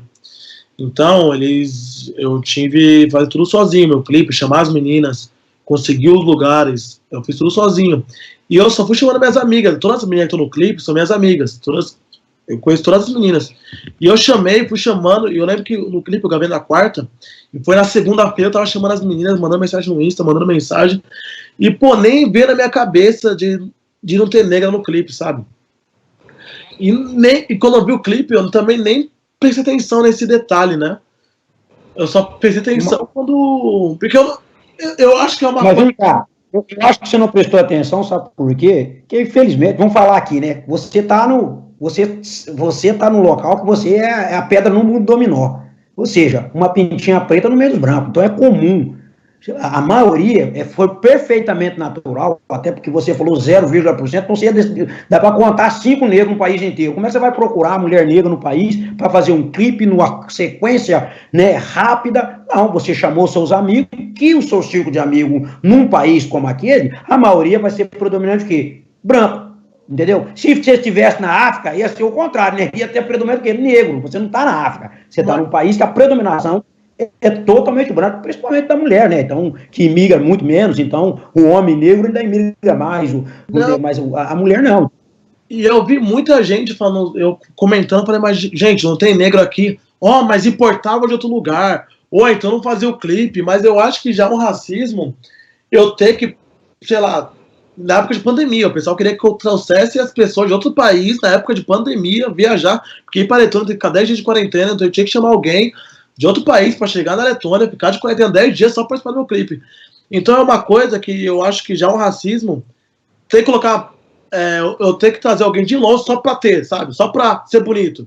Então, mas eu acho que é o extremismo, né, na verdade. Eu acho que a questão primeiro que as pessoas antes de criticar tinham que buscar informação. Por que não tem aquelas pessoas lá naquele lugar? E aquela coisa, né? Ninguém é obrigado a exigir nada. E você, eu entendo a tua reação, por quê? Você, dentro do cenário que você estava vivendo, aquilo era uma coisa normal. Só que a desinformação, que é o que a gente está debatendo aqui, é o que faz as pessoas, às vezes, muitas vezes, criarem um ataque ou instigarem outras pessoas, porque vai virando aquela bola de neve, porque um faz o ataque, o cara não vai se informar. Ele vai simplesmente pegar o que o cara já jogou, a merda lá no ventilador, e vai replicar aquilo. E aí vem aquela sequência de coisas ruins, que é o que a gente está vivendo hoje, cara. Infelizmente. O que eu mais odeio é hate de internet, cara, porque você pode puxar o histórico e que todo mundo fala. Na Letônia, não tinha negro na televisão, não tinha negro na rádio, não tinha negro nos outdoors, não tinha negro fazendo comercial. Eu sou o primeiro, cara. Eu sou o primeiro negro a fazer essas coisas. Eu sou o primeiro negro da história a estar num filme na Lituânia. Primeiro negro da história no cinema lituano. Primeiro negro da história a ser protagonista num filme lituano. E eu luto muito pela causa na Letônia, porque hoje em dia já tá... como eu te falei, primeiro na Letônia, eu tentei trabalhar no McDonald's, não consegui. No McDonald's, cara, não consegui trabalhar no McDonald's. E hoje em dia tem muito indiano, muito negro, agora tá, muito negro não, mas muito estrangeiro podendo trabalhar, eu tô abrindo portas. Eu abro muitas portas. Hoje em dia os estrangeiros, eles me veem, eu sou muito famoso também pelos estrangeiros que mudam para a Letônia. Eles me agradecem, eles param na rua, eles me agradecem, eles falam que quando eu cheguei lá, eu abri portas, eu tô abrindo portas, eu tô fazendo história nesses países bálticos, que eu, antigamente não tinha. Se você pode procurar, não tinha negro fazendo seriado, não tinha negro no cinema, não tinha negro fazendo música. Eu sou o primeiro. E eu acho muita sacanagem o pessoal que não sabe da história chegar me xingando, me chamar de palmiteiro, me chamar de racista, me chamar que eu tinha lá, os brasileiros começaram a colocar no meu Instagram. Se você procurar no Instagram, tem umas fotos minhas que tá hashtag Black Lives Don't Matter, falando que eu não respeitava, que pra mim as vidas negras não importavam, porque eu coloquei negra no clipe. Mas é uma coisa que nem passou na minha cabeça, uma coisa que eu tinha que ter. Não, se eu não tiver negra eu não vou poder colocar no clipe. Eu acho que os haters da internet, eles acabam às vezes também desanimando muitas pessoas por causa de julgar sem saber, fazer as coisas sem saber, porque já é difícil estar sozinho num país, tudo sozinho. Aí tem que ouvir meus brasileiros, meus como é que fala? Conterrâneos? Compatriotas, seus compatriotas. Achando os pretos do Brasil te achando você racista. Mas olha que louco, Felipe, por exemplo, olha que louco. Racismo contra você, então aí é complicado. Você falou que aí lá na Letônia, né, o pessoal é desinformado. Mas a partir do momento que as pessoas começaram a te conhecer, começou você a aparecer na mídia, eles já começaram a te colocar nos meios de comunicação e você mesmo comentou que você tinha até proposta para virar o homem do tempo do jornal local lá do país. A Majura Letônia. Aqui no Brasil, tem muito jornalista que ainda não conseguiu o espaço de destaque no lugar, e a gente é mais de 50% da população brasileira, e a gente não tem esse destaque. E você, num país sendo minoria, você já alcançou... Minoria não, você está sendo bonzinho, porque assim, ele é quase o único. Exato, mas ele já alcançou mais espaço do que aqui no Brasil, onde a maioria é preto e não consegue o espaço que você está conseguindo num país diferente. É uma realidade que é complicada, porque, por exemplo, se eu tivesse um clipe só com negras, eu não acreditaria que alguém ia chegar e falar, pô, não tem nenhuma branca aí, pô, você não ia chegar me esculachando por causa disso, sabe?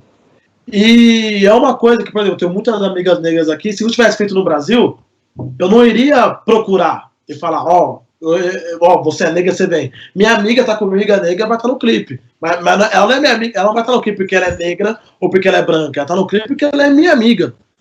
Porque a partir do momento que a gente tá olhando as coisas já, olhando o corpo, procurando defeito, o pessoal falando, pô, não vi nenhuma negra aí, não vi nenhuma melanina, não vi nada. Eu já acho que já é um racismo já das pessoas. Eu entenderia, mas se eu tivesse feito esse clipe no Brasil, se eu tivesse 30, eu acho que tinha 40 meninas no clipe, 40 meninas no Brasil, só branca, loira do olho azul, é uma coisa. Eu acho que nem se eu achar a 40 branca, eu tô olhando azul daquele jeito aqui no Brasil. Mas o pessoal nem procurou saber da onde que era, onde que eu fiz o clipe, o porquê. O pessoal só chegou julgando lá, me xingando e foi isso. Até porque você viu todo mundo como ser humano, né? Não pela cor da pele ou por qualquer outra razão que fosse, né? Era... Felipe. Beleza, Felipe. Felipe, é interessante você falar isso, e você mencionou aqui que você tem um canal de divulgação. Então, eu gostaria de falar para você, a gente não fala letão, é claro, mas o que você precisar da gente para este canal teu lá na Letônia, você pode contar conosco, que a gente tem uma série de informações como essa do eslavo para você, a gente pode contribuir na localidade lá também sobre esse processo de conscientização. Que é uma cidade que foi feita por letões. Sim.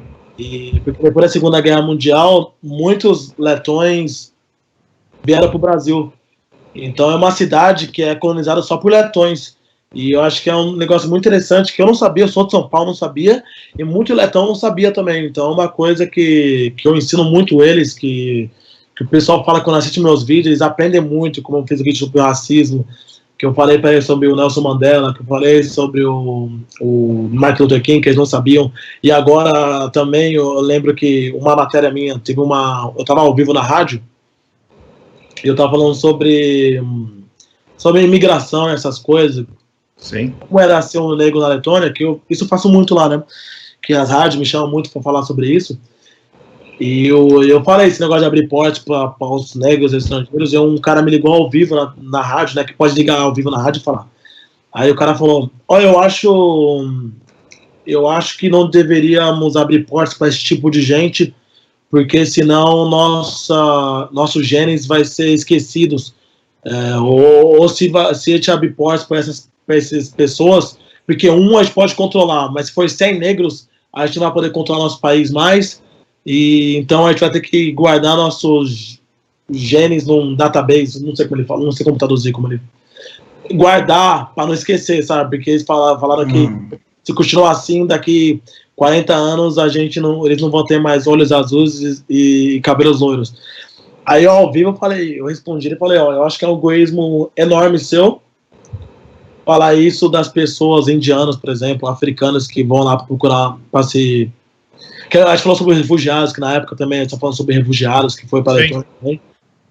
Que muitos letões não queriam aceitar isso, né?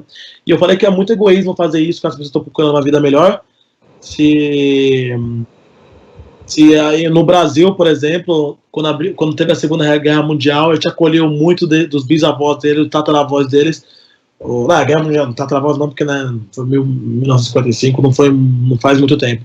Mas os avós deles, ou até os bisavós deles, vieram para o Brasil para procurar uma vida melhor, né? Então, pessoal, eu gosto muito de ensinar isso para as pessoas abrirem os olhos, né?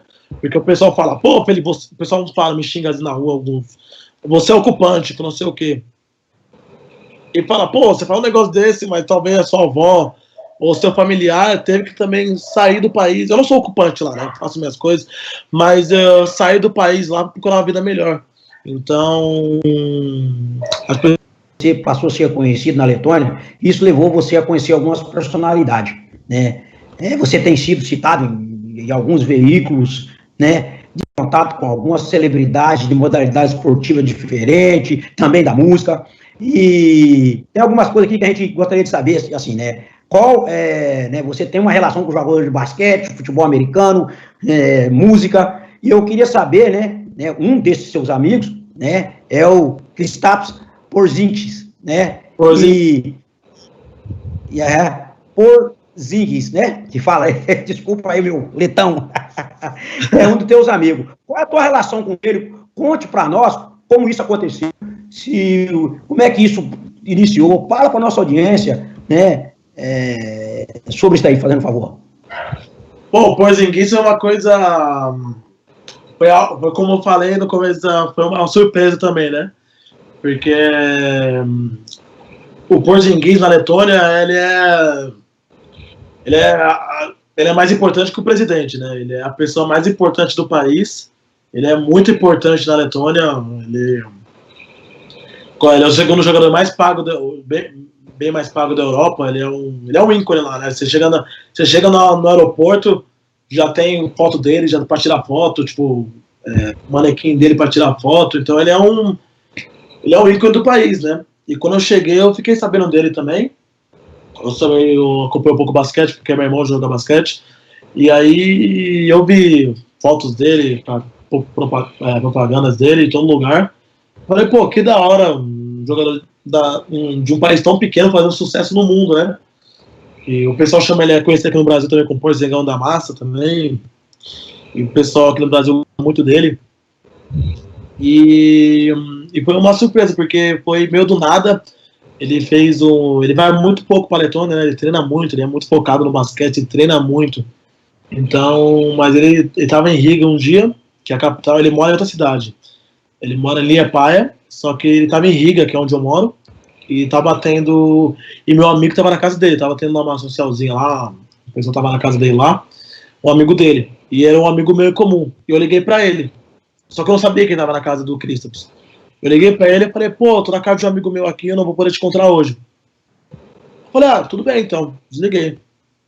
Passou 2 minutos, ele me ligou de volta, ele falou, pô, então, tô aqui na casa do Kristaps, sabe o que é o Kristaps? Eu falei, claro que você quer. Ele falou que te chamou pra você vir aqui na casa dele. Aí eu falei, você quer vir? Eu falei, pô, manda o endereço que eu vou, claro que eu vou, não vou perder essa chance de conhecer o Kristaps, né? Aí cheguei na casa dele, comentei todo mundo, eu lembro que ele foi o último, aí ele me abraçou, ele levantou e falou, pô, a sua música é uma das músicas que eu mais escuto aqui na minha playlist. Aí eu falei, pô, eu fiquei até com vergonha, né? Eu falei, nossa, você é louco. Ele falou, sou seu fã. Eu falei, ele gosta muito de colocar a mão lá em cima, né? Ele falou, sou seu fã, na frente de todo mundo. Eu falei, pô, que da hora. Aí ele não sabia que eu falava espanhol, e na frente todo mundo comecei a falar espanhol com ele. Eu falei, pô, mas no Brasil fala espanhol, no Brasil fala português, né? Eu falei, mas aí eu expliquei, daí a gente começou a falar espanhol lá na Pérsia, e tinha muita coisa em comum, assim, tipo... E aí foi rolando uma amizade, assim, porque tocamos contato, e aí até hoje a gente conversa, uma pessoa que eu converso todo dia, ele me pede conselho, eu peço conselho pra ele me ajuda em muita coisa mesmo, ele me ajuda, então... Poxa, legal essa relação assim, né? A amizade começou por causa da música, né? Que é uma coisa que eu nunca pensei em fazer, e ele acabou me conhecendo por causa da música. Felipe, você tem quanto de altura, Felipe? Eu tenho 1,88, 89, eu acho. 1,89, quase 1,90. Por isso que você parece que você fica tão pequenininho. Conta pra galera aqui quanto ele mede. Ele tem 2,23, cara. 2,23. Então, cara. Tem um fato interessante que aconteceu no passado. A gente estava num posto de gasolina, eu e ele. Aí chegou um pessoal, umas crianças, pra tirar foto comigo e não tirou com ele. Assim. Aí eu falei pra ele, pô, seu reino tá caindo. Não, mas isso aconteceu porque... Que legal. Aconteceu porque o Kristaps, o pessoal vê como uma peça muito importante, né? Muito prêmio. Então, e o Kristaps não é uma pessoa que é ativa no Instagram ou no YouTube, né? E o pessoal me vê muito na internet, assim, o pessoal vai dormir, eu tô falando com eles no Instagram, o pessoal acorda, tem vídeo no YouTube, eles estão me assistindo TikTok, então eles me vê toda hora, então eles acham que são meus amigos, né? Então o pessoal me vê na vida real, eles já têm a impressão que eles já me conhecem, então como eles me vê na vida real, não tem vergonha de vir falar comigo. Mas o Kristaps, como eles não têm intimidade, não vê ele conversando nem nada, então acho que ele tem vergonha de pedir foto ou conversar. Então acho que foi por causa disso. Então, não tô falando que eu sou mais famoso que ele na Letônia. Não, mas vem cá, você já foi lá, eu lembro que você foi do New York Knicks, você tá até com a camisa aí, você já foi lá ver ele lá em Dallas, como é que foi? Você já foi lá em Dallas ver ele agora? Fui lá. Eu fui lá e... Agora é o seguinte, ó, tem uma coisa muito legal aqui. Pô, dentro de todas essas personalidades, cara, eu gostaria de saber uma coisa. Fala pra mim, como é que você se sentiu quando você recebeu aquele vídeo do Snoop Dogg? Como é que... Felipe diz, what's up? Fala pra nós aí, como é que foi? Esse negócio do Snoop Dogg... Pô, fala pra nossa audiência, explica isso daí, porque tem muita gente que não deve ter ideia quem que é o Snoop Dogg, né? Então, fala pra nossa audiência aí, como é que foi isso? Você é um cara tão jovem, né, um rapper tão jovem, pega um ícone da música aqui, que pô, eu moro nos Estados Unidos e sei da vida desse cidadão, eu sei da importância que ele tem na música, na arte americana, no hip hop, no rap, e você, um brasileiro, que talvez seja um dos poucos brasileiros que recebeu assim, um vídeo, um clipe dele. Fala pra gente, explica pra nossa audiência isso daí, que eu achei assim, super. Não, o Snoop Dogg não é só nos Estados Unidos, não, né? Mundialmente, mas principalmente no Brasil, né? Tem um vídeo do Snoop Dogg falando que ele. Tem um vídeo do Snoop Dogg falando que o turismo do Brasil deve muito a ele, porque ele foi o primeiro rapper americano a pegar a câmera dele e filmar no Brasil, né? Que ele fez o clipe dele, Beautiful. Ele fez o clipe lá no Rio de Janeiro. Então ele fala que o Brasil deve muito a ele. E eu acredito que deve mesmo, né? Porque ele é um ícone gigante aqui no Brasil. Não tem nenhum rapper. Ele não escutou ele quando era pequeno, não escuta ele hoje em dia, não respeita ele. E foi muito engraçado isso aí, porque a minha gravadora, minha produtora, quando foi assinar contato comigo, no dia que eu assinei contato comigo, eles me perguntaram qual que é o meu rapper favorito. E eu falei o Snoop Dogg. E eles passou 4 dias. Eu tava na Lituânia, eu tava voltando da Lituânia pra Letônia, voltando pra Letônia no ônibus, e eu recebi o vídeo, cara. E eu lembro que o cara me mandou como presente, né? O dono da label, que eu assinei, ele fez como presente. Então, a história do Snoop Dogg, muita gente acha que eu sou amigo dele, mas eu não sou amigo dele, não. Mas foi um presente da minha produtora. E ele falou, o cara mandou o Daniels, que é o dono da minha produtora, ele falou, eu tô tirando um presente como incentivo aqui. Aí ele mandou o vídeo, aí eu olhei e eu tava sem fone de ouvido, e eu olhei e falei, não é possível. Aí na hora que eu coloquei assim no ouvido, ele falou um Felipe, eu falei, nossa, tá o nome, quase chorei, cara. Nossa, que da hora, velho. Mas aí, como você sabe, né, os haters já falaram que era fake, que não era, que não sei o quê. Aí eu falei, mas só deixa pra lá, né? Ninguém vai conseguir estragar a minha alegria, né?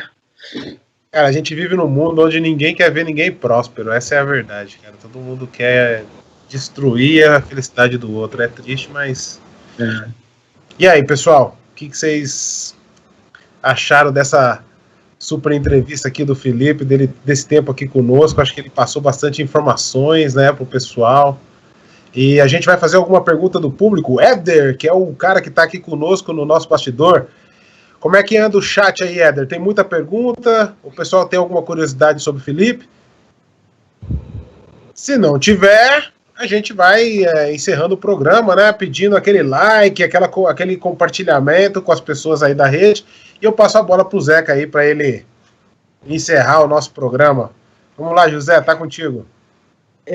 Pô, Felipe, primeiro queremos agradecer, né, a tua participação aqui, né, muito obrigado por você atender o nosso pedido, agradecer o teu pai, né, que ficou em cima de você para poder nesse contato com a gente aí. Eu sei que tem uma agenda bastante corrida, atropelada aqui no Brasil, tá retornando lá para a Lituânia, e você tem que fazer muita coisa ainda, bastante compromissos profissionais, mas eu queria te agradecer mais uma vez. Quem sabe você pode voltar de novo aqui numa outra oportunidade e com mais novidades, nos procurar. O canal vai estar aberto para você sempre. E as pessoas que nos acompanham, não se esqueçam, né, de se inscrever nos nossos canais, nos acompanhar, dar aquele sininho, né, ativar o sininho aí, compartilhar com os amigos e nos prestigiar. Felipe, mais uma vez, muito obrigado, que Deus te abençoe, que você continue fazendo muito sucesso e que você chegue lá como o seu sonho, onde você está planejando, e Deus está te abençoando. Um abraço, muito obrigado por todos e boa noite a todos aqueles que nos acompanharam, boa noite aos nossos telespectadores e até uma próxima, que vai ser bem em breve, e vem mais novidade, bastante novidade importante aí na AES Sports Legacy Channel.